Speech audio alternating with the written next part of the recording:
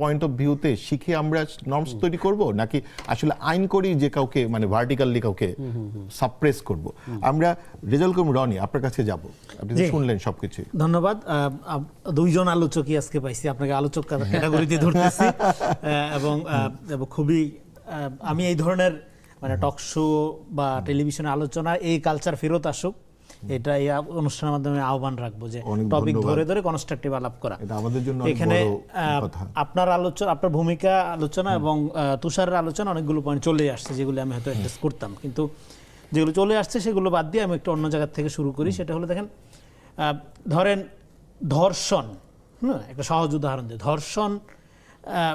ধর্ষণ বেশি খারাপ, বেশি অশ্লীল, নাকি ধর্ষণের ফলে ধর্ষিতা বা এর ফলে যারা বিক্ষুব্ধ হচ্ছে বা যারা এটার প্রতিবাদ জানাচ্ছে তারা যে এটাকে অকথ্য ভাষায় গালিগালাজ করছে সেটা বেশি অশ্লীল?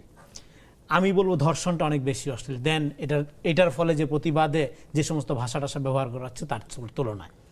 তো ফলে এই পার্সপেক্টিভ যদি আমরা মাথায় রাখি তাহলে আমরা দেখব যে ল্যাঙ্গুয়েজ, আমরা সম্ভবত যে জায়গায় আলোচনা করছি এটাকে ডিসিপ্লিনে মেথোডোলজিক্যালি ফেললে আমরা বলতে পারবো যে আমরা পলিটিক্স অফ ল্যাঙ্গুয়েজ নিয়ে কথা বলছি। তো পলিটিক্স অফ ল্যাঙ্গুয়েজে আমরা গালি নিয়ে আজকে কথা বলছি, তাই না? সেক্ষেত্রে গালিটা, আমাদের বাংলাদেশের মানুষ কিন্তু অনেক স্মার্ট, তারা কিন্তু জানে যে এক দেশের বলি আরেক দেশে গালি, তার মানে এটা কন্টেক্সচুয়াল একটা ব্যাপার আসছে। এখন কোন গালিটা আপনি কোন সময় ব্যবহার করছেন সেটা ইম্পর্টেন্ট। এটা কি রেজিস্ট্যান্সের টাইম, প্রতিবাদের সময় ব্যবহার করছেন, নাকি আপনি কনস্ট্রাকশনের সময় সেই গালি ব্যবহার করছেন? আপনি যে অ্যারোগেন্সটা একটা ফ্যাসিবাদী রেজিমে দেখাচ্ছেন সেটা কি একটা ডেমোক্রেটিক ডক্ট্রিনাল শাসন কাঠামোর থেকে যখন আমরা ফেরত যেতে চাচ্ছি তখন কি সেই অ্যারোগেন্সটা দেখাইতে পারেন কিনা? উত্তর হলো না, আপনি পারেন না। এবং আপনি যে পারেন না এটা ঠিক হবে কিভাবে? এটা ঠিক হবে একটা কালচারাল কন্টেক্সচুয়ালাইজেশনের মধ্য দিয়ে, এটা ঠিক হবে তার ফিলোসফিক্যাল এবং তার পলিটিক্যাল আন্ডারস্ট্যান্ডিংয়ের মধ্য দিয়ে। তো এখন এইটা যেহেতু আমাদের সমাজে নাই, আমাদের সমাজে ইমব্যালেন্সটা আছে, এটা স্বীকার করতে হবে। ফলে এই একটা অ্যানার্কির টাইম থেকে কনস্ট্রাকটিভ টাইমের জন্য যেই ধরনের পলিটিক্স দরকার সেই পলিটিক্সটা ফ্রম বোথ সাইড হইতে হবে। এটা শুধু সরকারি দল করলে হবে না বা শুধু বিরোধী দল করলে। টাইম প্রতিবাদের সময় এবং কনস্ট্রাকটিভ টাইম, একটা সাধারণ স্বাভাবিক অবস্থা, সেই অবস্থার মধ্যে একটা আমরা পার্থক্য করতে পারি। যেমন ধরেন ফ্যাসিবাদের বিরুদ্ধে যখন আন্দোলন হলো তখন যেভাবে গালিগালাজ করতে দেখা গেছে সাধারণ ভদ্রঘরের ছেলে মেয়েদেরকেও, এখন এই সরকারের সময় অনেক অব্যবস্থাপনা, যেমন ধরেন তেলের লাইনে মানুষ কষ্ট পেয়েছে, বিক্ষুব্ধ হয়েছে, কিন্তু গালিগালাজ কি সেই মাত্রায় হয়েছে? সেই মাত্রায় কি আমরা টুকটাক দেখেছি, কিন্তু মাত্রাগত দিক থেকে যদি অনেক কম। কারণ মানুষ বুঝতেছে এটা একটা ক্রাইসিস মুভমেন্ট, গ্লোবাল সমস্যা, ওকে সরকার পর্যাপ্তভাবে ডিল করতে পারছে না, কিন্তু বিক্ষুব্ধ হয়েছে মানুষ, কষ্ট পেয়েছে মানুষ। কিন্তু আমি বলতেছি তার যে মানে ভাষাগত ব্যবহারের ক্ষেত্রে এটা বিগত আমলে যেটা দেখে তার চেয়ে অনেক কম ছিল। কিন্তু এবার কিন্তু একটা ঘটনা ঘটেছে একটা শব্দ নিয়ে, মানে একজন রাজনৈতিক নেতা কুলাঙ্গার শব্দ ব্যবহার করেছেন এবং তার এটা রিপারকেশন হয়েছে। হ্যাঁ, সেটা তো হবেই। এখন কথা হলো আপনি এই শব্দটা ধরেন, এই শব্দটা কেন আপনি ব্যবহার করেছেন? কারণ এই শব্দটা ব্যবহার করতে বিগত আমলের ফ্যাসিস্ট, তাকে সবসময় অ্যাড্রেস করতে এই শব্দ দ্বারা। তো তার বিরুদ্ধে আপনি গণ অভ্যুত্থান করে একটা কনস্ট্রাকটিভ ডেমোক্রেটিক প্রসেসের মধ্যে দেখছেন, আপনার কেন এই শব্দ দিয়ে তাকে অ্যাটাক করতে হবে? প্রধানমন্ত্রীকে সমালোচনা করার 1000 ওয়ে আছে, 1000 মাধ্যম আছে, যেটা চর্চা হয়ে দিল্লি পালায় গেল ফেল করে, সেই জিনিস কেন আপনার আনতে হবে? আপনার কি মনে হয় না যে মানে জুলাইয়ের পরে এই প্রবণতা বেড়েছে? আর একটা সোশ্যাল মিডিয়া আরেকটা বড় জায়গা। হ্যাঁ, প্রবণতা বেড়েছে। এই প্রবণতা বাড়ার কারণটা হলো আপনার এখানে আমি একটা আলোচনা করতে চাই। আপনার একটা আলোচনা আমি দেখেছি যে সোশ্যাল মিডিয়ার যে এই গালি, সেই আলোচনাটা আমি আজকে একটু অন্য জায়গা থেকে করতে চাই। যেগুলো পুরানা করে ফেলছি সেগুলো করছি একটু। আমি অ্যালেন বাদিওর একটা বই আছে এইজ অফ পর্নোগ্রাফি, এটা 13 সালে বের হয়েছিল। এটা নিয়ে আমি একটা লেখাও লিখেছিলাম হাসিনার আমলেই, 22-23 সালের দিকে একটা লেখা লিখছিলাম, বর্তমানের পর্নোগ্রাফি, মানে পর্নোগ্রাফির বর্তমান, এরকম আর কি। সেখানে আপনি দেখবেন যে পর্নোগ্রাফি একটা কনসেপ্ট আকারে এখানে ব্যবহার করা হচ্ছে। এটা নট খারাপ ছবি, নীল ছবি, এরকম। সেটা কি, পর্নোগ্রাফি কিভাবে ফাংশন করে? পর্নোগ্রাফি কিন্তু ফাংশন করে যৌনতাকে কেন্দ্র করে, কিন্তু তার মধ্যে যৌনতাই থাকে না। যাকে নিয়ে এত কেন্দ্র, রিয়েল লাইফ সেক্স, আর পর্নোগ্রাফি যা রিপ্রেজেন্ট করে তার মধ্যে সেক্সটাই খালি মিসিং, কিন্তু সেক্সকে কেন্দ্র করে এন্টার পর্নোগ্রাফিক ইন্ডাস্ট্রি তৈরি হচ্ছে। যেমন আপনি গণতন্ত্রের কথা যদি বলেন, গণতন্ত্রের কথা বলে আপনি যখন মেজরিটেরিয়ান শাসন কায়েম করবেন, আপনি যখন সিলেক্টিভ হিউম্যানিজম করবেন, ইটস পর্নোগ্রাফি। গণতন্ত্রহীন গণতন্ত্র, একইভাবে যৌনতাহীন যৌনতার আয়োজন যেরকম পর্নোগ্রাফি, একইভাবে গণতন্ত্রহীন গণতন্ত্র যখন আপনি চর্চা করেন, ইলেকট্রাল প্রসেসই করেন, সিলেক্টর যেভাবেই করেন, ইটস পর্নোগ্রাফিক ইজ। পার্লামেন্ট, সেখানে মানুষের কথা বলবে, হবে, কিন্তু সেই পার্লামেন্টকে যদি আপনি শুধুমাত্র একটা পলিটিক্যাল টুলস আকারে ব্যবহার করেন, ইটস পর্নোগ্রাফি। কারণ পার্লামেন্টের রোল সেটা না। ফলে যার যেটা রোল না, আপনি যখন সেই রোল থেকে সরায় নেন, সরাই নেওয়ার মধ্য দিয়ে আপনি যে কন্ডিশনের মধ্যে প্রবেশ করেন সেটা হলো পর্নোগ্রাফিক কন্ডিশন। তার মানে সেই পর্নোগ্রাফিক কন্ডিশনে কি বাজার নাই আছে, কিন্তু জিনিসটা নিষিদ্ধ, যাই নাও তারপরে এটা কোটি কোটি মানে আপনার ডলার ইন্ডাস্ট্রি ডেভেলপ হয়ে গেছে। সো এই যে প্রবণতাটা, তাহলে আপনাকে এবং পলিটিক্সটা আপনি দেখবেন শেখ হাসিনার আমলের একটা প্রবণতার কথা আপনি দেখবেন, পাপিয়া কাণ্ড, ক্যাসিনো, তারপর তার মুরাদ এক নায়িকাকে এমনভাবে কথা বলতেছে, আপনি ড্রয়িং রুমে বৈশা টেলিভিশনে আপনি নিউজটা দেখতে পারবেন না ছেলে মেয়ে নিয়ে। মানে পলিটিক্সটা এমন একটা জায়গায় নিয়ে যেটা পলিটিক্যাল পর্নোগ্রাফিতে নিয়ে যাচ্ছে। ইভেন সিপি গ্যাংয়ের যে কালচারটা, হ্যাঁ, এবং নারীদেরকে যেভাবে তারা ইয়ে করে, নিয়ে একটা বইও আছে সিপি গ্যাংয়ের কালচার নিয়ে, রেহনু মাহমুদের একটা বই, ওটা নিয়েও আমি একটা লিখছিলাম। ওদের যে তো ফলে মানে ওদের একটা ছাগল এবং গালির আলোচনাটার ক্ষেত্রে অবভিয়াসলি আমাদের পলিটিক্যাল ইউজ অফ সেক্সুয়ালিটি এই আলোচনাটা রিলেট করতেই হবে, না হলে আমরা সুবিধা করতে পারবো না। তো ফলে সেই দিক থেকে আপনি যদি দেখেন তাহলে আমরা একটা কমপ্লিটলি পর্নোগ্রাফিক এজের মধ্যে আছি। মানে সেইখানে গালির ব্যবহারটা এটাকে ইন্ডাস্ট্রিয়াল লেভেলে নিয়ে যাচ্ছে, এটাকে আরো বাজারজাত করতে সহযোগিতা করছে, এবং এই যে আপনার যৌনতার রাজনীতি সেক্ষেত্রে একটা ব্যাপক ভূমিকা পালন করে। যে কোনো ঘটনাকে দেখবেন যে একটা সেন্সেশনালাইজ করার চেষ্টা করা থাকে, যেটা একটা পর্নোগ্রাফিক কালচার এর মধ্যে থেকে আসছে। সো এই জায়গা থেকে আমাদের যদি আমরা পুরো পলিটিক্সটাকে বোঝার চেষ্টা করি, তাহলে আমাদের সোশিও অ্যানথ্রোপোলজিক্যাল যে ট্রেডিশন, সেই ট্রেডিশনের মধ্য থেকে আপনার একটা ডেমোক্রেটিক ভ্যালুজ ডিরাইভ করে is very challenging job.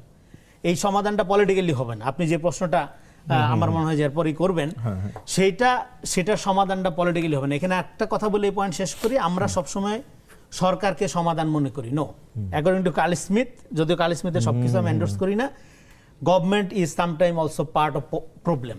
Phenomenon এই গালির ব্যাপারটা, বা যেটাকে আমরা অশ্লীল বলি, ফলে এটাকে শুধু আইন দ্বারা আপনি সাপ্রেস করতে পারবেন না, বরং এখানে আপনার এটাকে আন্ডু, যদি আপনি মনে করেন যে কোনো কোনো ক্ষেত্রে, যে সকল ক্ষেত্রে এটা একটা নেতিবাচক প্রভাব ফেলছে সমাজে, এটাকে আন্ডু করার জন্য অত্যন্ত সৃজনশীল কতগুলো কৌশল মানে নেওয়া দরকার আমাদের রাষ্ট্র, সরকার, কর্তৃপক্ষ সবাইকেই।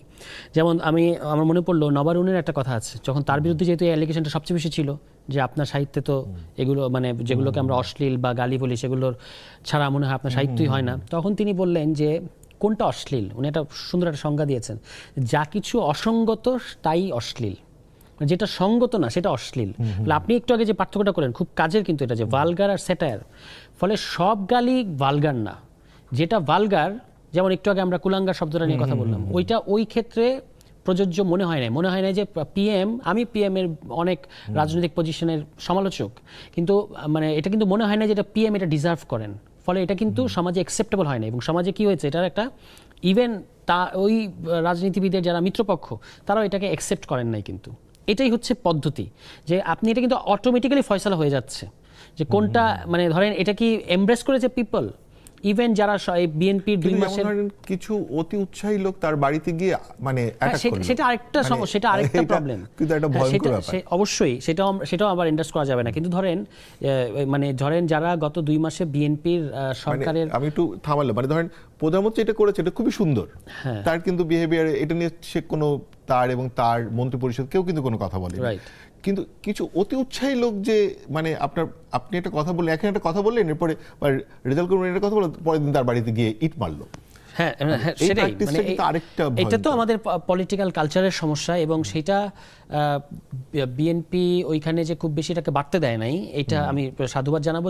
যেটুকু হয়েছে সেটুকু না হলে আরো ভালো হতো, কিন্তু এটা আমি বললাম যে ওই কথাটা মানে নিজের দোষেই বাড়ি খেয়ে তার কাছে ফিরে এসেছে, ফলে এটা নিয়ে কিন্তু আর কেউ মানে সেখানে পিএম এর পক্ষই সবাই নিয়েছেন, এবং আমিও কিন্তু তার রাজনৈতিক প্রতিপক্ষ হওয়ার পর এটাকে সমর্থন করতে পারি নাই। এটাই হচ্ছে মোকাবেলার পদ্ধতি। আমি সেটাই বলছিলাম যে যখন আপনার একটা যদি কালচার অফ ডেমোক্রেটিক স্পেস থাকে, তার মধ্যে এটা গুজবের ক্ষেত্রেও যেমন সত্য, এটা তখন গুজবের মধ্যে দিয়ে মানুষ আসলে নিজেকে রিলেট করার চেষ্টা করে কিংবা ওই সময়টাকে বোঝার চেষ্টা করে। একই কথা গালির ক্ষেত্রে, আপনি একটা ডেমোক্রেটিক স্পেসের মধ্যে যদি কেউ গালি দেয়, সেটা যদি ওই ভালগার হবে কি হবে না সেটা নির্ভর করবে এটা কি রেজিস্ট্যান্সের অংশ না কিসের অংশ, ফলে এটা আপনি ওখানেই ফয়সালা করতে চান। যেমন ধরেন যে এখানে একটু বলি যে অপপ্রচার একটা বড় ব্যাপার আছে, মানে যেমন ধরেন যে আমরা হঠাৎ দেখতে পাই যে ধরেন এখন উদীয়মান অনেক নেতার ক্ষেত্রে এটা করছে, কোনো নারীর সাথে তার সম্পর্ক, তার একটা ছবি মানে সোশ্যাল মিডিয়াতে দিয়ে দিচ্ছে, মানে এই বিহেভিয়ার প্যাটার্নটা আমাদের আসলে তৈরি হচ্ছে কিনা আমাদের মানুষের মধ্যে। না এটা নিয়ে আমাদের মানে এই পার্থক্যটা তো আমরা এত পরিষ্কার করতে পারি না। পাবলিক স্পেসের আপনার বিহেভিয়ার, প্রাইভেট স্পেসে আপনার বিহেভিয়ার, এবং প্রাইভেট স্পেসের আপনার একটা ভালনারেবল মুহূর্ত, সেটাকে আপনার সম্মতি ব্যতিরেকে কেউ ধরুন সামনে নিয়ে আসছে আপনাকে ঘায়ল করার উদ্দেশ্যে, when you are a public figure, এটাকে আমরা সমাজ গ্রহণ করব কি করব না, এটার ব্যাপারে আমাদের সমাজে সেই পরিমাণে শিক্ষা নাই। ফলে এটা স্বাভাবিকভাবেই এটা খুব সহজে ডিফেম করা যায় এখানে। মানে দেখা গেল যে একটা অযাচিত ঘটনা, একটা পলিটিশিয়ানের, আপনার মনে আছে একজন খুব বড় পলিটিশিয়ান আওয়ামী লীগ আমলে, তার একটা ব্যক্তিগত মুহূর্ত, সেটাকে যেভাবে রাজনৈতিকভাবে ঘায়ল করার চেষ্টা করা হয়েছিল। ফলে এই জিনিসগুলো তো আছে, এটা তো সরকার এবং রাষ্ট্র তার রাজনৈতিক প্রতিপক্ষ ঘায়ল করার জন্য করে, এই সরকারের বিরুদ্ধে ওই রেজিমের বিরুদ্ধে অ্যাগ্রিভড। কিন্তু ডেমোক্রেটিক স্পেসে যদি আপনি এটাকে প্লেস, আমার বক্তব্য হচ্ছে আপনি এটা প্লেস করতে দেন। যদি এটা ভালগার হয় তাহলে মানুষ এটা ফয়সালা করে ফেলবে যে না আমরা এটা অ্যাকসেপ্ট করছি না। আবার যদি এটা গ্রহণযোগ্য হয় তাহলে মানুষ এটা গ্রহণযোগ্য করে নেবে। যেমন ধরুন যিনি ওই যে লাইনের কথা রনি ভাই বলেছেন, লাইনে যিনি দাঁড়িয়ে আছেন লম্বা সময় 8-10 ঘন্টা 12 ঘন্টা, তার এমনিতেই মেজাজ খারাপ হয়ে কিছু স্ল্যাং বের হয়ে আসতে পারে, আপনি তাকে তখন দোষ দিতে পারবেন না কিন্তু, ঠিক আছে? কিন্তু ধরুন আপনার নর্মাল সময় আপনি এমনিতেই গালি দেওয়ার চেষ্টা করছেন, তখন কিন্তু মানুষের এটা কানে লাগবে, হ্যাঁ, মানুষ এটা গ্রহণ করবে না। ফলে এটা রিসিপশন করার একটা আপনার অথরিটি মানুষকে দেওয়া দরকার, যে কোনটা রিসিভ করবো আর কোনটা করবো না, এটা মানুষই বিচার করবে। কিন্তু যখন এখানে সরকার এবং রাষ্ট্র ধরুন এটাকে আইন দিয়ে, কর্তৃত্ব দিয়ে এটাকে ডিল করতে যায়, তখন কিন্তু এটা মুশকিল হয়। তার মানে হচ্ছে কি যে আমাদের আসলে সোসাইটিতে যে আমাদের যে শিক্ষার যে পদ্ধতি বা তার ভিতর যে শেখার যে পদ্ধতি, যেমন ধরেন আমাদের এখানে, আমরা একটু রেজাল্ট করে রনির কাছে আসবো, যে ধরেন সোশ্যাল মিডিয়া ব্যবহার করার যে প্যাটার্ন, মানে খুব বিস্ময়করভাবে ফেসবুকে আমরা এখন 4 নম্বর অবস্থানে থাকি যে ইউজারের ক্ষেত্রে। আবার ধরেন অ্যাপিস্টেন স্টাইলে সেখানে যেভাবে সবকিছু, মানে ধরেন যে কোনো ব্যক্তিও আরেকজন ব্যক্তির চরিত্র হনন করার নামে, এবং বিশেষ করে পাবলিক ফিগার বা রাজনৈতিক ব্যক্তিত্বের ক্ষেত্রে যে ঘটনাগুলো ঘটে, যেমন আজকে এরকম একটা ঘটনা ঘটেছে আমরা জানি, তো এইগুলোর ক্ষেত্রে আপনার মতামত কি? দেখেন, আমি এখানে আলোচনাটা একটু রিলেট করি। গালি নর্মাল সময়ে দেওয়া নিয়ে আমরা আলাপ করলাম। নর্মাল সময়ে গালি যে দেওয়ার চেষ্টা করা হয়, এবং তুষার এখানে খুব সুন্দর একটা পয়েন্ট আনলো যে এটাকে পাবলিকের উপর ছেড়ে দেন। ডেফিনেটলি আপনার পাবলিকের উপর ছেড়ে দিতে হবে, কিন্তু পাবলিকের উপর ছেড়ে দেওয়ার মাঝখানে একটা পিরিয়ড আছে। আচরণের মধ্যে অনেকটা রোল প্লেয়িং স্টেজ আছে। যেমন আপনি ক্লাসরুমের যে রোল, এখানের যে রোল, বাসার যে রোল, তো এইগুলোর মধ্যে আলাদা আলাদা রোল আছে। এখন এই রোল প্লেয়িং স্টেজগুলোতে আপনি কতটা ম্যানুভারিং হচ্ছেন, ম্যানুপুলেটিভ হচ্ছেন, এবং সেই ম্যানুপুলেটিভ হওয়ার জন্য আপনি কি কি টুলস ব্যবহার করছেন। কখন গালিটা আপনার পক্ষে গেলে ভালো, সত্য দিতে হবে, হ্যাঁ দেওয়া যায় গালি, কিন্তু আমার বিপক্ষে গেলে ধরতে হবে। এই ধরনের পজিশনগুলো যখন নেওয়া হয় তখন প্রবলেমটা হয়। ফলে এই ক্ষেত্রে কিন্তু আমরা কিন্তু একটা ভালো সংস্কৃতি দেখলাম যে ধরেন মানে ওই গালিটাকে কিন্তু বিরোধী দলরাও পিক করেনি, বা তারাও কিন্তু না এই গালিটা পিক করে নাই, বা কিন্তু আমি বলতেছি যেই কালচারটা বিগত 18 বছর চর্চা হয়েছে, সেই কালচারটা আপনার এখন তো চর্চা করার কোনো মানে হয় না। আপনি যদি পলিটিশিয়ান হন, আপনি কেন এখন করবেন? এখনকার পিরিয়ডটা তো আপনার বুঝতে হবে। এখনকার একটা কনস্ট্রাকটিভ পিরিয়ড, কনস্ট্রাকটিভ শেষ করে এখানে কনস্ট্রাকটিভ পিরিয়ডে সবার আগে কি দরকার? সবার আগে দরকার মানবিক মর্যাদাবোধ ফেরানো। মানবিক মর্যাদাবোধ ফেরানো এই জায়গাটায় আমরা করি কি, এই জায়গায় আমরা খুবই বায়াসড হই ইন আ সেন্স যে আপনি যদি আমার মতের পক্ষের হন, হ্যাঁ, এবং আপনি যদি 10টা অন্যায় করেন, আপনি খুব ভালো, আপনি খুব মেধাবী, আপনার জায়েজ করা, হ্যাঁ। কিন্তু আপনি যদি আমার মতের বিপক্ষে হন, তখন আপনার সামান্য অপরাধের জন্য আপনাকে ডইলে ফেলা যাবে, তখন আমি চুপ। এই যে সিলেক্টিভ, মানে ওই পার্টিকুলার আওয়ামী লীগের লোক আপনার দলে গেল, তখন ভালো ভালো আপনি যদি আওয়ামী লীগ করেন, পুনর্বাসিত করেন, হ্যাঁ, তাইলে আর আপনার কোনো সমস্যা নেই। আপনি হলেন জুলাই ঠিকাদার যেহেতু, ফলে আওয়ামী লীগ আপনার এখানে ঢুকতে পারে। কিন্তু আমার চাচাতো ভাই আওয়ামী লীগ করছে, কোনো অপরাধ করে নাই, হ্যাঁ, কিন্তু তারে নিয়ে আমি চলাফেরা করলে খুব সমস্যা হয়ে যায়, আমি ফেসিবাদের দোষর হয়ে যাচ্ছি। ফলে রাইট, এই পলিটিক্স, ফলে এখানে তাইলে আমাদের কন্ডিশনটা কোথায় হচ্ছে? এই যে মানে দেখেন, অনুভূতির রাজনীতি এটা অলওয়েজ ফ্যাসিজমের দিকে নিয়ে যায়। সেটা মুক্তিযুদ্ধের চেতনা ব্যবহার করে করেন, আপনি জুলাইকে ব্যবহার করেন, মুসলিম সেন্টিমেন্টকে ব্যবহার করেন in the name of Islam. So Democratic politics এটা কোনো সুযোগ থাকা উচিত না। Democratic politics very much transparent হবে। এই জন্য সবার আগে মানবিক মর্যাদাবোধ ফেরাইতে হবে। আপনি এনসিপি, আপনি আওয়ামী লীগ, আপনি জামাত, আপনি বিএনপি, কোনো সমস্যা নেই, বাট আপনার মানবিক মর্যাদাবোধ সবার আগে আমি প্রোটেক্ট করব। এই জন্য আমি বলছিলাম যে ব্যক্তি তারেক রহমানের অনার কোড রক্ষা করতে হবে। প্রধানমন্ত্রী তারেক রহমানের আপনি সমালোচনা করেন, কোনো সমস্যা নেই, কারণ ব্যক্তি তারেক রহমানের অনার কোড রক্ষা হলে আমারটা হবে, আপনারটা হবে, সবারটাই হোক, সবারটা বলার জন্য করা। যেখানে রিউমার স্ক্যানারের প্রতিবেদন হলো 2 মাসে শুধু প্রধানমন্ত্রী তারেক রহমানের বিরুদ্ধে গুজব হয়েছে 257টা, হ্যাঁ, দল হিসাবে বিএনপির প্রায় 800-র কাছাকাছি।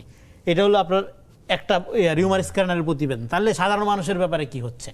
আমি যদি শুধুমাত্র আপনার মত বা দলের পক্ষে না বলি, আমার চরিত্র বলে কিছু রাখা হচ্ছে না। প্রত্যেকদিন সকালবেলা ঘুম থেকে উঠে আমাকে 10,000 ফটো কার্ড দেখতে হয়, এবং করোনার পরে তো ফটো কার্ড মহামারীতে আক্রান্ত বাংলাদেশ। এবং এটা কি হচ্ছে? এটা হচ্ছে আমরা যে পলিটিক্স অফ ল্যাঙ্গুয়েজ নিয়ে আলাপ করছি আর এই জায়গায় থাকছে না, এই জায়গায় থাকলে এটা নিয়ে আমরা হ্যাপি থাকতাম এই ধরনের হেলদি আলোচনার মধ্যে। এটা যে জায়গায় যাচ্ছে সেটা হলো যে একটা পারসেপশন ক্রিয়েশনের প্রক্রিয়া এবং ইমিডিয়েট পলিটিক্যাল ফায়দা না, এবং সোসাইটিকে ডিভাইডেড করার মধ্য দিয়ে এইটা আবার মাঠে ভায়োলেন্স গড়ায় দিচ্ছে। কারণ হলো মাঠে তো পলিটিক্যালি শুধু আপনি ফাংশন করেন না, আপনার প্রতিপক্ষ আছে এবং তাদের অর্গানাইজেশন আপনার চেয়ে অনেক গুণ শক্তিশালী। কিন্তু আপনি সোশ্যাল মিডিয়াতে এমন একটা পারসেপশন ক্রিয়েট করছেন যে আপনি সবচেয়ে শক্তিশালী বিকজ অফ আপনার বট আইডি আছে বা ফেক অ্যাকাউন্ট আছে বা আপনার কিছু নিরপেক্ষ বুদ্ধিজীবীও আপনার টোনে কথা বলে। এটা করার মধ্য দিয়ে আপনি যখন মাঠেও মনে করছেন যে আমার দখলে সবকিছু, কিন্তু মাঠে তো আপনার প্রতিপক্ষ আপনার শক্তিশালী। আপনি ধাওয়া করতে গিয়ে বিরোধিতার সাথে আপনার আর্ট অফ এঙ্গেজমেন্ট রপ্ত করতে হবে। এটা ডেমোক্রেটিক কালচার এবং ফ্যাসিজম বা আপনার একটা জাহিলিয়াতের কালচারের পার্থক্য কি? পার্থক্য হইল যে একটা ব্যক্তি তার বিরুদ্ধ মতের সাথে কিভাবে এঙ্গেজ হয়, এটার মধ্য দিয়ে বুঝবেন যে সেই সমাজে ডেমোক্রেসিটা কেমন হচ্ছে। কিন্তু ধরেন আমি একটা দলকে সমালোচনা করছি, ও বলবে যে ও তো কালাপাটা। আমি কি বলতেছি এটা গুরুত্বপূর্ণ না, ও বলতেছে আগে নাকি কালাপাটা। তো তার মানে আপনি একদমই ঠিক বলেছেন, এখানে অলরেডি দুজন সেম আমি জানি বলবো, হ্যাঁ তো বলবে, কারণ আমি যে কি বলতেছি এটা ওর কাছে ইম্পর্টেন্ট না, ইম্পর্টেন্ট হলো কালাপাটা। মানে খুবই তার মানে কি? রেসিস্টের জায়গা থেকে, তার মানে সমাজকে ডিভাইড করে ফেলা হয়েছে অলরেডি, এরকম পারসেপশন ভিত্তিক এটা ক্রিয়েট করে ফেলা হয়েছে। আমার মানে ধরেন প্রচন্ড রকম ভাবে সোশ্যাল মিডিয়াকে ব্যবহার করে এই ধরনের পারসেপশন ক্রিয়েট করার প্রচেষ্টা যারা চালাচ্ছে, এই 2.5 বছর আগে তাদেরকে নিয়ে এই রাজনীতি করা হয়েছে, শুধু সোশ্যাল মিডিয়ায় না, তাদেরকে হত্যাযোগ্য করা হয়েছে পুরো এন্টায়ার পলিটিক্যাল কালচারের মধ্যে। কিন্তু তারা আবার এই জিনিসটা অন্যের উপর চর্চা করতেছে। তার মানে এই জন্য আমি বলতেছিলাম যে এখানে ব্যাপারটা কোন লেভেলে ঘটতেছে। ব্যাপারটা ঘটতেছে যে আমরা এখানে একটা সোসাইটিকে লিকুইড করে ফেলতেছি। আমরা সোসাইটিকে এখানে কোনো পজিশনকে আমরা অনার করছি না।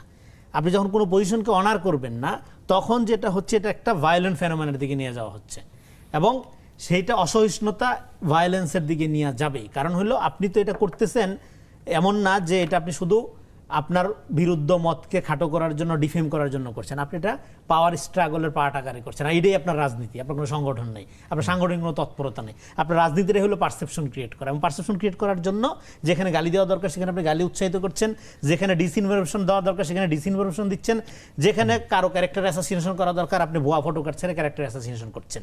এইবার রাষ্ট্র কি করবে? রাষ্ট্র নাগরিককে প্রোটেক্ট করবে। আমরা এখন দুইটা সোসাইটিতে বাস করি, একটা হলো ভার্চুয়াল সোসাইটি, আর হলো অ্যাকচুয়াল সোসাইটি। ফলে এটাকে ইন্টারনেট হাইজিন আপনার মেনটেন করতে হবে।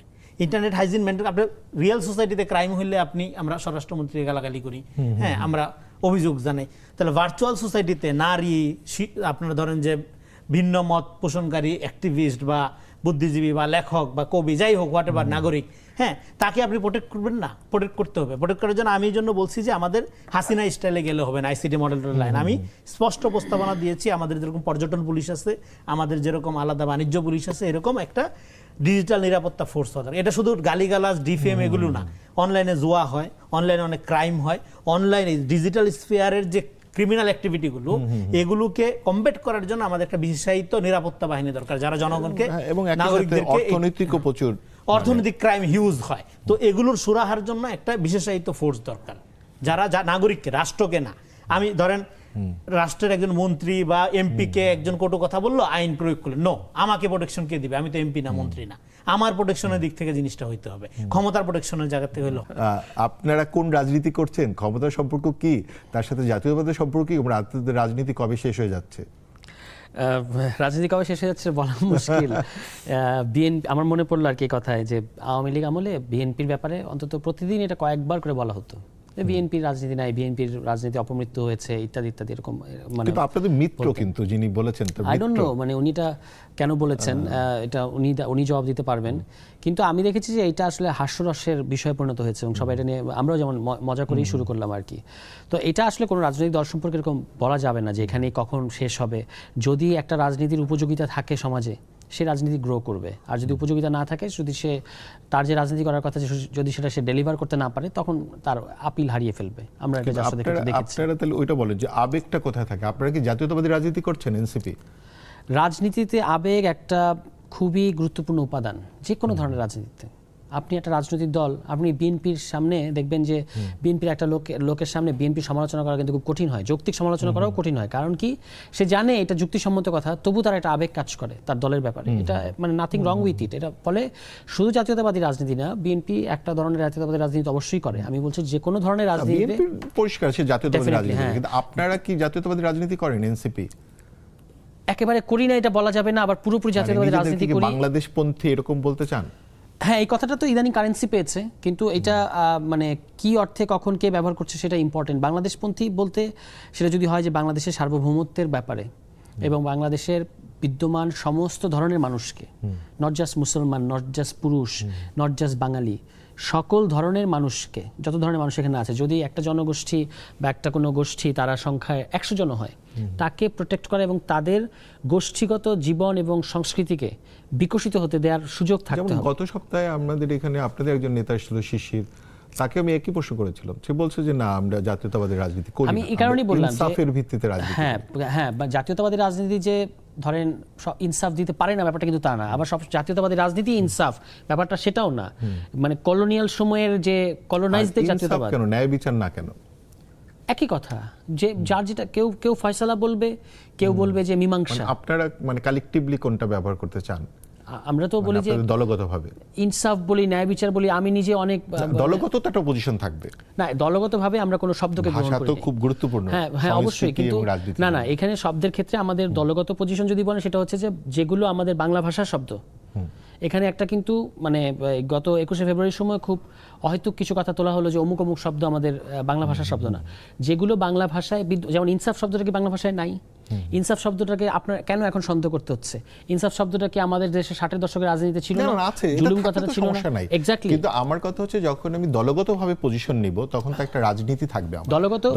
দলগত পজিশন হচ্ছে বাংলা ভাষার স্বাভাবিক বিকাশ। যেমন ওই যে সজীব করিম এটা কোনোটা থাকলে যে সমস্যা, ব্যাপারটা কিন্তু এরকম না। I understand. আমি বলছি যে অনেকে এটাকে সন্দেহ করে, এবং সন্দেহ করে কারণ সব ওই যে পারসেপশন। যেমন আমার ব্যক্তিগতভাবে এনসিপির অনেক রাজনীতি পরিষ্কার, আমি এতদিন খেয়াল করছি, কিন্তু যেমন বিএনপি এটা বুঝি যে এইভাবে সে রাজনীতিটা করতে চায়, আওয়ামী লীগ এইভাবে করতে চেয়েছে, জামাত ইসলামী এইভাবে করতে চায়, এটা খুব মানে অলমোস্ট পরিষ্কার যে তাদের পজিশন, এটা বুঝতে পারি বা চেঞ্জ করা বুঝতে, কিন্তু এনসিপিটা বুঝতে পারি না। এনসিপি রাজনীতি একটা ডেমোক্রেটিক রাজনীতি, রিফর্মের পলিটিক্স, এবং এটার কিছু ক্ষেত্রে এর মধ্যে কিছু ন্যাশনালিস্ট টোন অবশ্যই আছে। কি ধরনের ন্যাশনালিস্ট? যেখানে আমরা বলি যে বাংলাদেশ পন্থা, সেটা হচ্ছে যে আপনার যে কোনো ধরনের আধিপত্যবাদের বিরোধিতার কথা আমরা বলি। সেইটার ক্ষেত্রে আপনি যদি বলেন যে এনসিপি রাজনীতির মধ্যে কি ন্যাশনালিস্ট উপাদান নাই? আছে।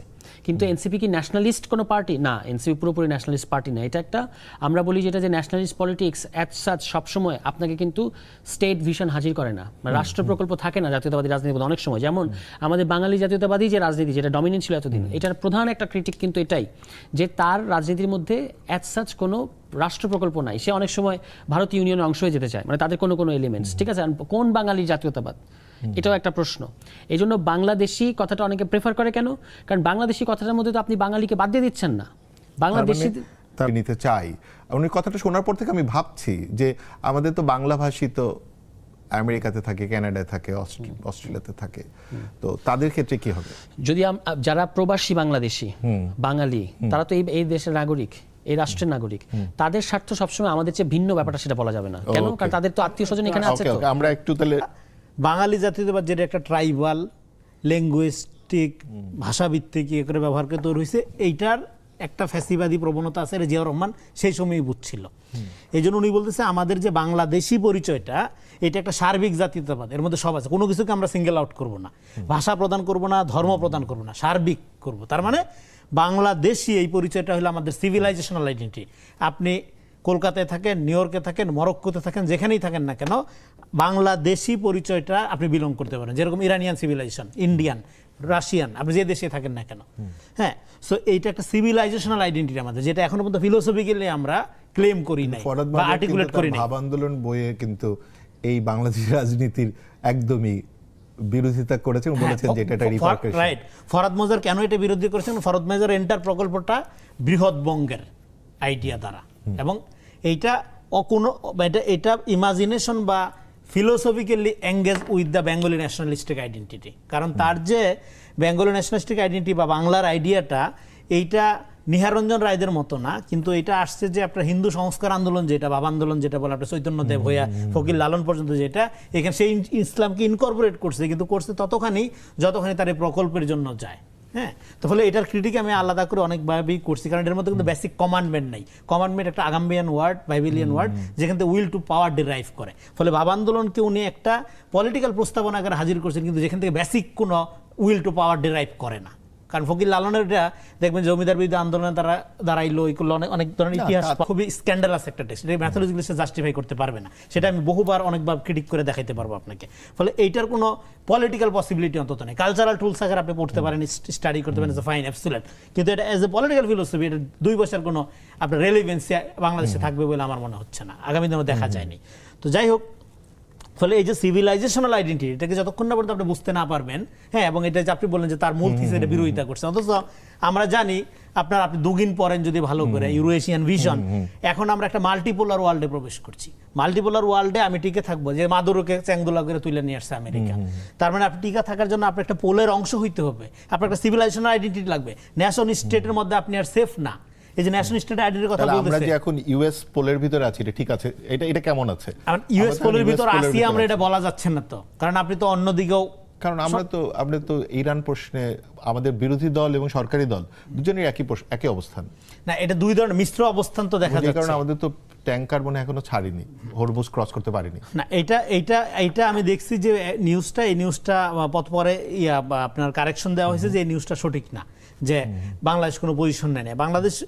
বাংলাদেশ আধিপত্যবাদের বিরুদ্ধে পজিশন নিচ্ছে, বা আপনার স্কুলে যে আঘাত হয়েছে, 170টা বাচ্চা মরে গেল, 40টি স্কুল আঘাত হলো, সেগুলোর কিন্তু কোনো উল্লেখ নাই, এবং সেটা নিয়ে কোনো আমাদের সরকারি দলের ইস্যুও নাই, প্রেস রিলিজেও নাই। বিরোধী দল এই যে এনসিপি, এরাও কিছু বলছে না, কিন্তু এনসিপি মানে জামাত ইসলামী, এরাও কিন্তু যে বিবৃতি দিয়েছে সেখানে নাই, যে কারণে ইরানের কিন্তু এখানে অ্যাম্বাসেডারটা খুব মজার কথা বলেছে, যুদ্ধ একদিন শেষ হয়ে যাবে, কিন্তু আমরা আচরণ মনে রাখবো, মানে আমরা আচরণ মনে। এইটা দেখেন, একটা স্টেট এবং রাজনৈতিক দল একভাবে আচরণ করবে না। যুদ্ধটা অলরেডি একটা কমপ্লেক্স জায়গায় চলে গেছে, বা এখান থেকে নেক্সট ওয়ার্ল্ড ওয়ার, বাংলাদেশ কি তাহলে আমরা আমেরিকান পন্থী মনে করি, শুরু হয়ে যেতে পারে। আমি কোন পন্থী সেটা আমরা এখনই ডিসাইড করতে পারছি না, কারণ আগামী দিনে যেটা ব্লক চেঞ্জ করবে না, এটা আপনি গ্যারান্টি দিয়ে বলতে পারছেন না। হ্যাঁ, সেটা আগামী ভালো করে বোঝা যাবে যে যুক্তরাষ্ট্রের সঙ্গে বিশ্বের অন্যান্য দেশ, যেসব দেশ বাণিজ্য চুক্তি করেছে সেগুলোর সঙ্গে বাংলাদেশের চুক্তি তুলনা করার তিনি পরামর্শ দিয়েছেন।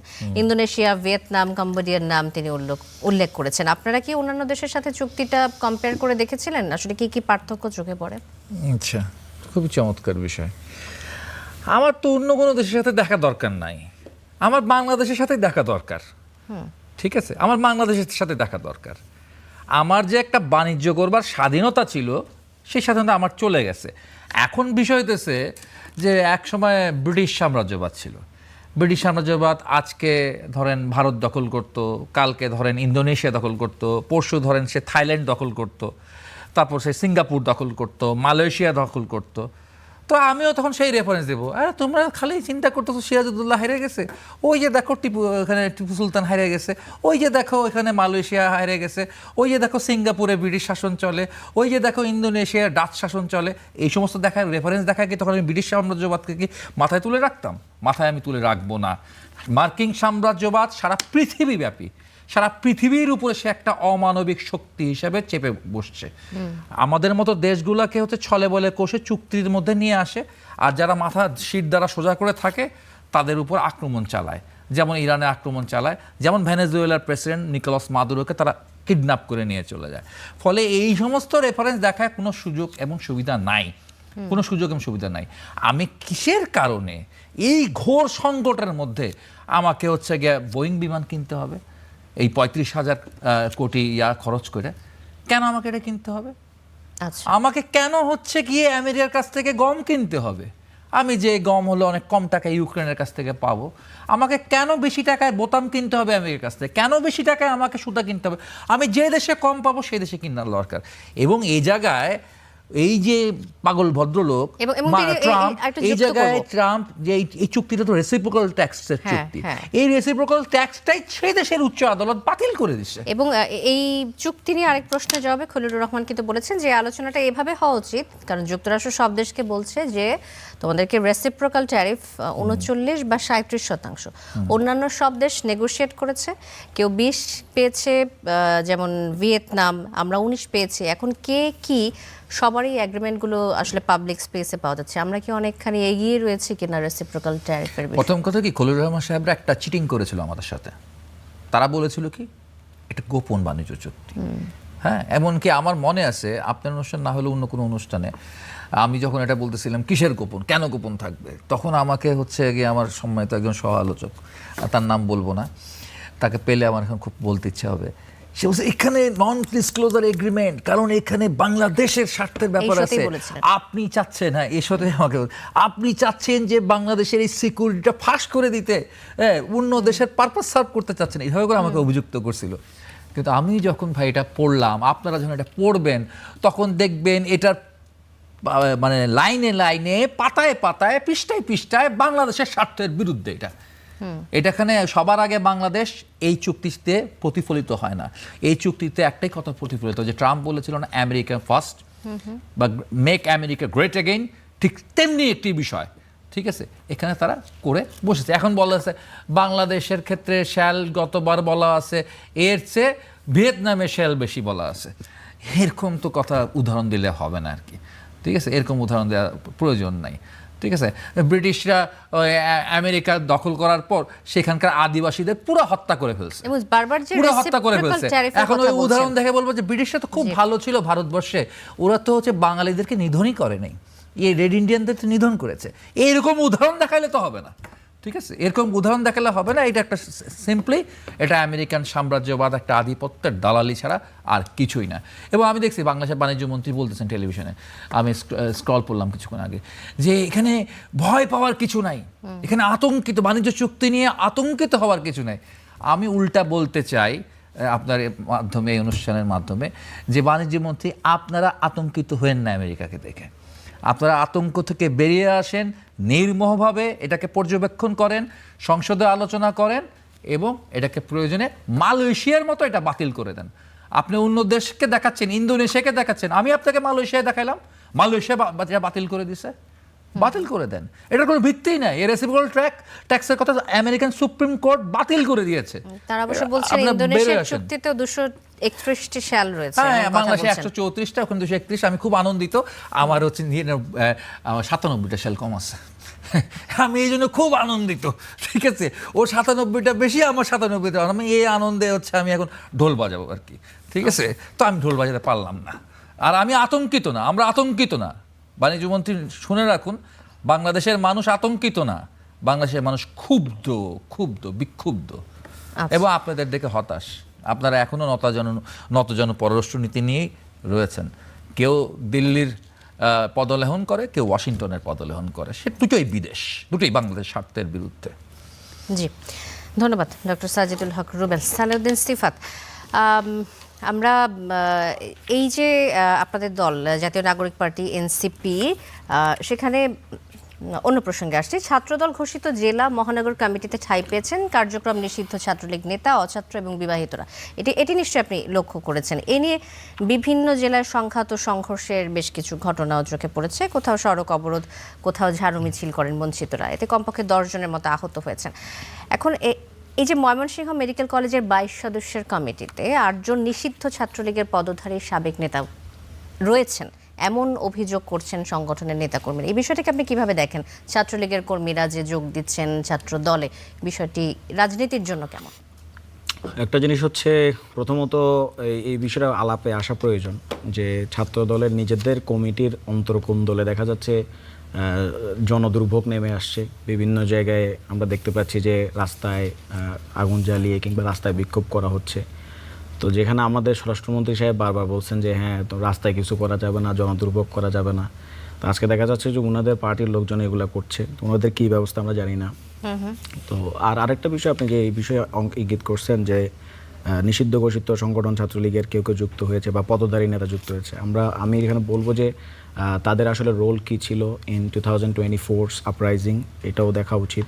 তাদের কারো যদি রোল থাকে যে তারা অভ্যুত্থানের বিরোধী অবস্থান গ্রহণ করেছে, ছাত্র জনতার বিরুদ্ধে তারা অবস্থান গ্রহণ করেছে এবং তারা আপনার ইতিপূর্বে ফৌজদারি অপরাধের সাথে জড়িত, তবে সেক্ষেত্রে ছাত্রদলকে তাদের সিদ্ধান্ত গ্রহণ করতে হবে। তারা যদি মনে করে যে তারা ছাত্রলীগকে এভাবে যারা হচ্ছে কি আপনার অভ্যুত্থানের বিরুদ্ধে অবস্থান গ্রহণ করেছিল তাদেরকে যদি তারা পুনর্বাসন করবে বলে তারা মনে করে, তাহলে সেটা অবশ্যই জনগণ এবং সাধারণ শিক্ষার্থীরা তারা ঠিকভাবে দেখবে না। আচ্ছা, আর ছাত্রদলের এই যে কমিটিতে ছাত্রলীগের নেতারা যে পদ নিচ্ছেন, ধরেন এখনো তো গণ অভ্যুত্থানের পর তাদের বিষয়গুলো সামনে আসেনি এবং জনগণের সামনে তাদের কার কি রোল ছিল সেগুলো নিয়ে হয়তো এখনো আলাপ এবং তার পরবর্তী পদক্ষেপ সেগুলো নেওয়া হয়নি। তারপরে যে পদগুলো নেওয়া হচ্ছে এটাকে আপনি অনৈতিক বলে মনে করেন কিনা এই মুহূর্তে, যেহেতু ছাত্রলীগের কার্যক্রম নিষিদ্ধ? না, এখানে তো আমি আসলে স্পেসিফিক আপনাকে বলতে হবে আর কি। স্পেসিফিক বললে আমি আপনার অনৈতিক অপরাধ বা হচ্ছে গিয়ে ঠিক হচ্ছে না এটা বলা আমার জন্য সাজে আর কি। আদারওয়াইজ স্পেসিফিক্যালি যদি বলি ময়মনসিংহ মেডিকেল কলেজের 22 সদস্যের কমিটিতে 8 জন নিষিদ্ধ ছাত্রলীগের পদধারী সাবেক নেতা রয়েছে। স্পেসিফিক বলতে বোঝাতে চাচ্ছি যে ওই 8 জন বলতে কারা, ধরেন তাদের সংশ্লিষ্টতা কি। ধরেন এমন আবার অনেকেই আছে যে যারা ধরেন 2000 হয়তো দেখা গেছে যে 18 সালে 19 সালে হয়তো সে ছাত্রলীগের সাথে যুক্ত ছিল, পরে আবার দেখা গেছে যে আমি যে এটা মানসুরাপাড়া ভালো বলতে পারবেন, ওনারা যেহেতু ওনাদের দলের সাথে কানেক্টেড। বাট আমি বলছি যে এখানে সিনারি অনেকগুলো হইতে পারে আর কি। বাট এটা তৃণমূলে এটা বেশ প্রসিদ্ধ যে 2026-এ যে নির্বাচনের সময় সেখানে দেখা গেছে যে ছাত্রলীগের বা আওয়ামী লীগের লোকজন তারা বলেছে যে এখানে এদেরকে এনসিপি বা জামায়াত জোটকে ভোট দেওয়া যাবে না, এই ধরনের কথাবার্তা তারা ওখানে বলেছে। আবার ভোট বর্জনের কথাও আসছে অনেক কিছু। তো ফলে এটা স্পেসিফিকলি আমার পক্ষে বলা বেশ টাফ, যেহেতু এটা ছাত্রদল করেছে, ছাত্রদলের দিকে অভিযোগের তীরটা আছে। তো আপা যেহেতু আছেন তাকে জিজ্ঞেস করলে ভালো আনসার করতে পারবেন। আচ্ছা, আমার কাছে আসছি। মানসুর আলম যুক্ত হয়েছেন আমাদের সাথে, সংসদ সদস্য বিএনপি, যুগ্ম সাধারণ সম্পাদক, জাতীয়তাবাদী ছাত্রদল। স্বাগত আপনাকে কড়া আলাপে।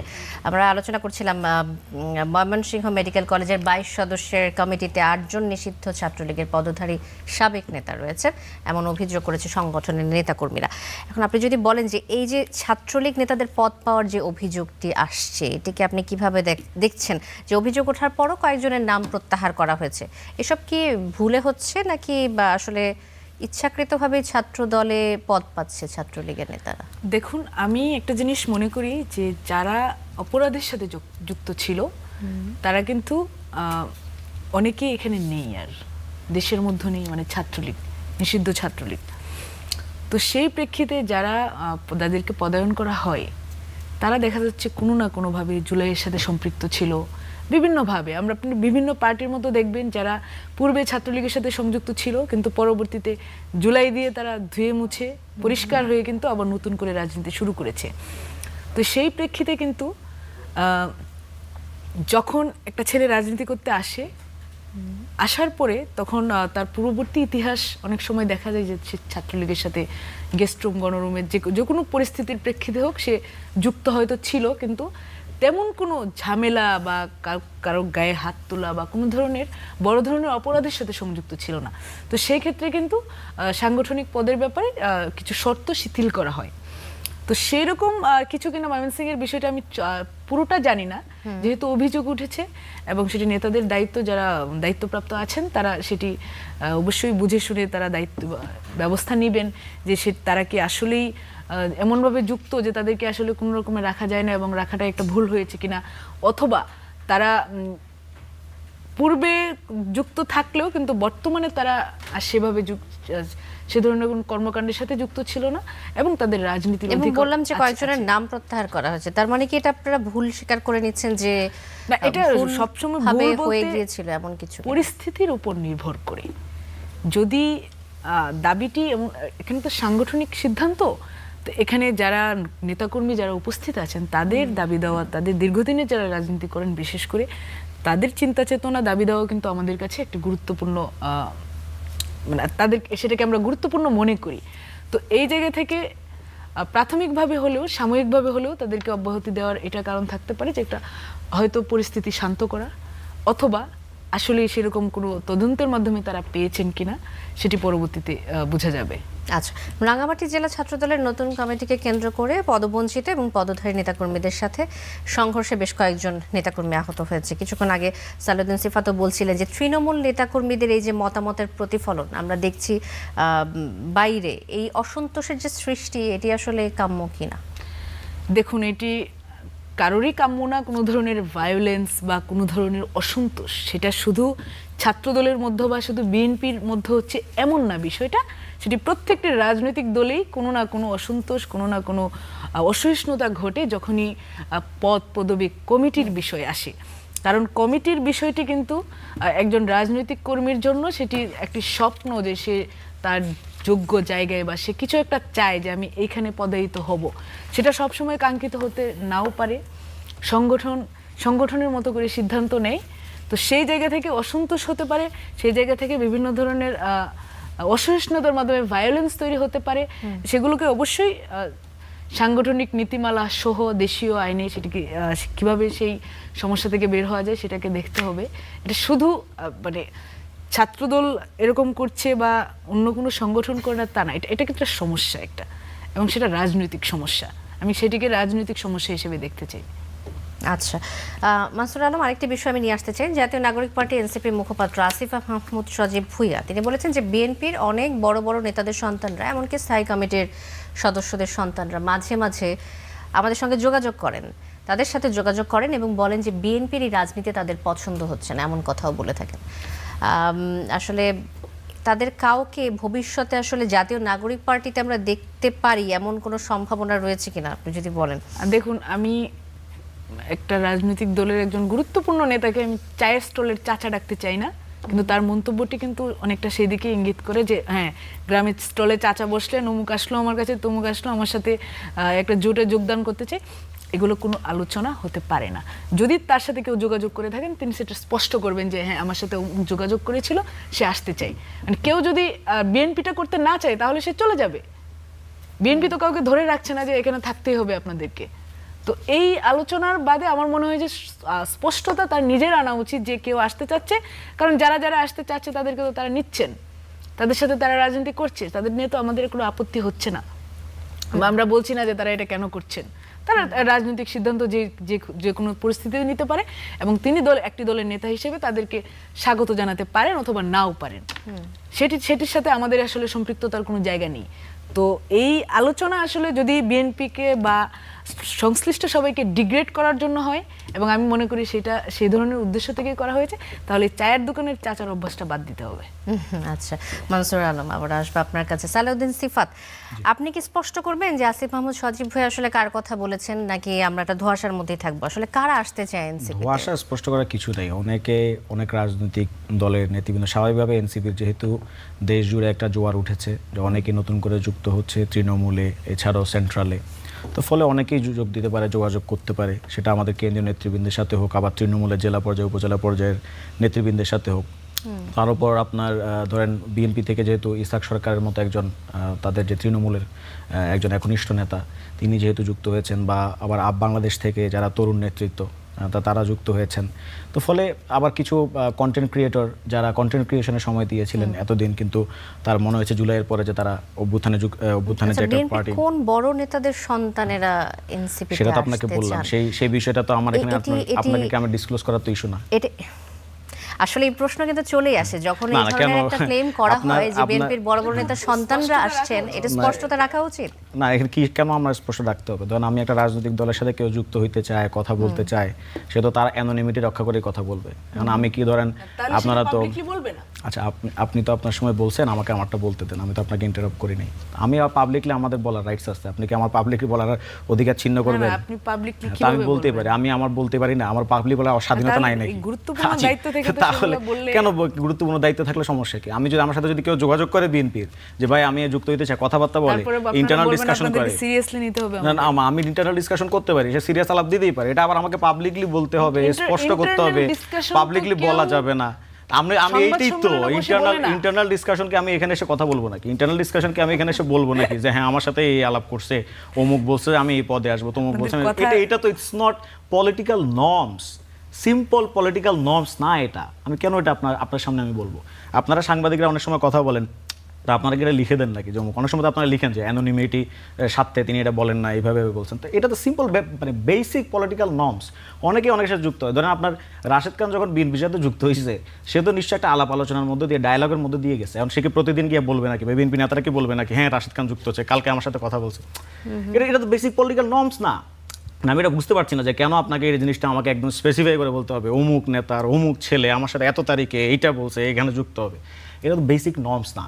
যে যার মতো এখানে অনেকে, যেহেতু একটা জোয়ার আসছে, পার্থক্য আছে, এখানে বিএনপি নেতারা বলে আই নাই। Didn't interrupt when you talk, ঠিক আছে? তো এখন স্বাভাবিকভাবেই অনেকেই যুক্ত হইতে পারে, কথা বলতে পারে, এটা স্বাভাবিক। আমাদের যে গেটটা আছে এটা সবার জন্য ওপেন, যে কেউ যুক্ত হইতে পারে, যুক্ত হচ্ছে। তো ফলে এখানে আমার গায়ে আলাদা করে বলতে হবে না, আমার সাথে একটা কমন ডায়লগ থাকতে পারে পলিটিক্যাল। আমরা তো ধরেন ছাত্র দলের বা বিএনপির অনেক নেতৃবৃন্দের সাথে আমাদের কথা অফ দা, ধরেন আপনার এখানে তো ব্রেক নাই, ব্রেকের সময় তো আমাদের দেখা যায় সমালোচক যে তার সাথে আমাদের কথাবার্তা হয়। দেখা যায় যে বিএনপি যিনি সংসদ সদস্য আছেন বা বিএনপি যিনি নেতা আছেন, তিনি হয়তো এমন কথাও বলেন যেটা হয়তো তার দলের পলিসির বাইরে যায়। এখন আমি কি তাকে তার এই কথাটাকে সাথে সাথে পরবর্তী যখন ওপেনে আসবো আমি কোট করে দিব? সেইটা তো বেসিক পলিটিক্যাল নর্মস না। আমরা এই ধরনের পলিটিক্যাল নর্মস পালন করি না। আপনি বোধহয় কিছু যোগ করতে চাচ্ছিলেন এই কথার সাথে। না আমি যুক্ত করতে চাচ্ছিলাম বলতে, বারবার বেসিক পলিটিক্যাল নর্মস বুঝাচ্ছেন উনি। তো বেসিক পলিটিক্যাল নর্মস কি বলে যে আমি পাবলিকলি সংবাদ সম্মেলনে দাঁড়িয়ে আরে অমুক দল থেকে আমার কাছে লোকজন চলে আসবে, এই ধরনের ফাপড় দেওয়া? তো এই নর্মস শেখানোর আগে তো ওনার নেতাদেরকে আগে নর্মস শেখানো দরকার, সেটি আগে শেখানো উনি। আচ্ছা, ডক্টর সাজিদুল হক রুবেল, এই যে বিএনপির তরুণদের এমপি নির্বাচিত করছে, বিএনপি নেতাদের সন্তানরা দলে আকৃষ্ট করতে পারছেন না এমন অভিযোগ আসছে, এটির আসলে কারণ কি? আসলেই কি আদর্শিক কোনো কারণ, না স্বার্থের কারণে বিএনপি তাদের সন্তানদেরকে নিজের দলে রাখতে পারছে না, এমনটি মনে করেন, নাকি আসলে এটা একটা প্রোপাগান্ডা? প্রথম বিষয় হচ্ছে আমি সেরকম এক সন্তান, ঠিক আছে, বিএনপি পরিবারে জন্ম নেওয়া, এবং আমার বাবার যে পেশা, সেই পেশায় সে শীর্ষ বিএনপি নেতা ছিল আর কি। আমি তো ছোট থেকে ছাত্র ইউনিয়ন করেছি, কমিউনিস্ট পার্টি করেছি, পরিবারের সেটা ভেঙে, সেই অগল ভেঙে আমি বেরিয়ে আসছি আর কি। তো এখনকার প্রজন্মের অনেকে ভাঙতে পারে, কিন্তু এখানে প্রশ্ন হচ্ছে সেটা ভেঙে এনসিপিতে যাবে কিনা, এটা একটা প্রশ্ন। আসলে মানে নর্মসের মধ্যে, পলিটিক্যাল নর্মসের মধ্যে অনেকগুলো গুরুত্বপূর্ণ বিষয় হচ্ছে, সেটা হচ্ছে যখন একটা হলো রেসপন্সিবিলিটি। একজন রেসপন্সিবল লিডার যখন একটা প্রেস মিট করে, ঠিক আছে, তখন তিনি যেই কথাগুলো বলবেন সেই কথাগুলোর মধ্যে কিন্তু হচ্ছে সেটা হচ্ছে মোটামুটি এমনভাবেই কথাগুলো বলবেন যে কথাগুলো তিনি ইচ্ছা করলে, কোনো সাংবাদিক প্রশ্ন করলে সেটার ক্ষেত্রে তিনি স্বচ্ছতা দেখাতে পারেন। আর এটা হচ্ছে একরকম মানে মনস্তাত্ত্বিক আক্রমণ। আসলে হয়তো কিছুই হয় নাই, কিন্তু এইখানে কিন্তু এরকম হচ্ছে, বাজারে কিন্তু লবণ পাওয়া যাচ্ছে না, সবাই ভয় পায় লবণ কিনতে চলে যাবে আর কি। এই সব এনসিপিতে যোগ দিচ্ছে, হ্যাঁ, সবাই দৌড়াদৌড়ি করে এনসিপিতে যোগ দিচ্ছে, তো সেটা এরকম ঘটতে পারে। তবে একটা সময় ছিল সত্যি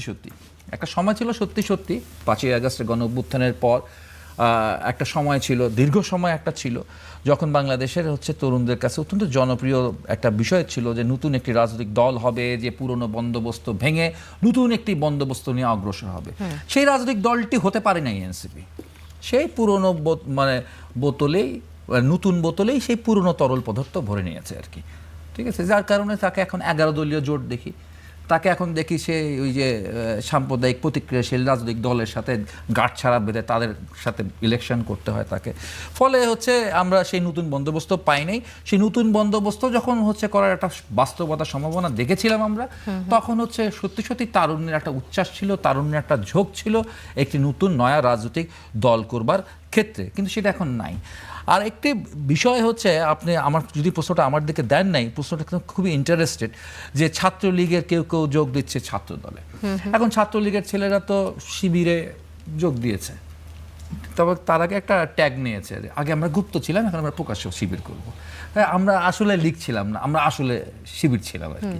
তো সেরকম তো একটা সুযোগ আছেই ছাত্রলীগের যে কেউ হচ্ছে এরকম বলতে যে আমি ভাই বিপদ আপদে পড়ে শিবির করছি, আসলে আমি দল, বিপদ আপদে পড়ে আমি শিবির করছি, আমি লীগ করছি, এখন আমি হচ্ছে শিবির করব, এরকম কথাবার্তা বলার সুযোগ আছে। কিন্তু তারপর সব কিছু বাদ দেন, ওনাদের দুজন কিন্তু একটা জায়গায় খুবই একমত যে যারা ফৌজদারি মামলায় মানে অভিযুক্ত না, বা যারা সেই ধরনের কোনো অপরাধ করে নাই এমন লোকজন তো হচ্ছে তার একটা রাজনৈতিক উপলব্ধি থেকে সে মনে করতে পারে আমার ছাত্র দল করতে ইচ্ছে করছে বা ছাত্র ইউনিয়ন করতে ইচ্ছে করছে, সে তো ছাত্রলীগ ছাড়তেই পারে এবং তাকে ছাত্রলীগ ছাত্র দলও তাকে গ্রহণ করতে পারে, তাকে ছাত্র ফ্রন্ট বা ইউনিয়নও তাকে গ্রহণ করতে পারে। আমি এই ক্ষেত্রে কোনো নৈতিক সমস্যা দেখি না। এবং এনসিপি কিন্তু থেকেও এইখানে নাহিদ আমরা ইসলাম আসলে এই এমনটাই প্রশ্নটা কেন বলেছেন যে তুলছি? কেউ আমরা যুক্ত এখন হতে এই পারে। প্রশ্নটা কেন তুলছি? এটা একটা খুব গুরুত্বপূর্ণ। ধরেন বাংলাদেশে এখনো 20% বা 30% জনগণ হচ্ছে গিয়ে সেই নিষিদ্ধ রাজনৈতিক দলের প্রতি তাদের একটা সমর্থন আছে। এই মানুষগুলো কি আমরা বাংলাদেশ থেকে বলে দিব যে তোমরা বাংলাদেশ থাকবা, খাবা, পড়বা, কিন্তু রাজনীতি করবা না, ইভেন কি তোমরা রাজনীতি বদলায়ও রাজনীতি করবা না, এরকম কি আমরা বলতে পারি? তাদের কি অধিকার নাই? তারা রাজনীতি করতে পারে, তারা তাদের রাজনীতির কথা বলতে পারে। সেই বিষয়টা হচ্ছে কি আমাদের কাছে খুব স্পষ্ট করা দরকার। আর একটা কথা হচ্ছে যে আপনি যে বললেন যে ছাত্র রাজনীতিতে নানা রকম কলুষতার জায়গাগুলো দেখা যাচ্ছে, এটা দেখা যাওয়ার কারণ কি হচ্ছে, ওই পুরনো একটা বন্দোবস্ত, অনেকগুলাই বন্দোবস্ত সবগুলাই রয়ে গেছেন মোটামুটি, এর মধ্যে একটা বন্দোবস্ত আছে যেটা ছাত্র আন্দোলন,